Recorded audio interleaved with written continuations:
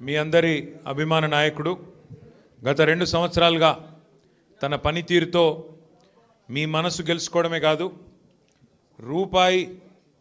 రూపాయి పార్టీ నుంచి సాయం చేయకపోయినా మొన్న ఎలక్షన్లో తన పనితీరుతో తన కార్యదక్షతతో 142 మంది సర్పంచ్లను గెలిపించుకున్న అనిల్ జాదవ్ గారికి గట్టిగా చప్పట్లతో అభినందనలు చెప్పాలని కోరుతాను. ఇలా అనిల్ మాట్లాడినాక ఉపన్యాసం విన్నాక నా కడుపు నిండిపోయింది. ఎందుకంటే ఒక ఇయ్యాలటి ముచ్చట చెప్పలే. 2001లో నేను నిర్మల్లో చదువుతున్న కాడికి వెళ్ళి మొదలుపెట్టిండు.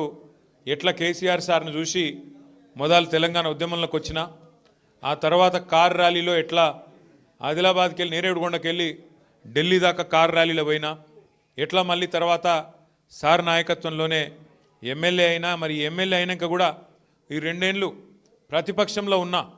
మీకు తెలియని ముచ్చట ఒకటి చెప్తా. నేను ప్రతిపక్షంలో ఉన్నా కాంగ్రెస్ నాయకులు పెద్ద పెద్దోళ్ళు ఫోన్లు చేసిండ్రు అనిల్ జాదవ్కు. కోవలక్ష్మి గారికి కూడా ఫోన్ చేసిండ్రు. ఆ 10 మంది పోయినారు కదా ఎమ్మెల్యేలు, మనోళ్ళం కూడా అట్లనే కొనుక్కుందాం అనుకున్నారు. కుల్లా చెప్తున్నాను, నీకు ఇలా సిగ్గుపడేది ఏం లేదు. కానీ మీ నాయకుడు క్యారెక్టర్ ఉన్న నాయకుడు కాబట్టే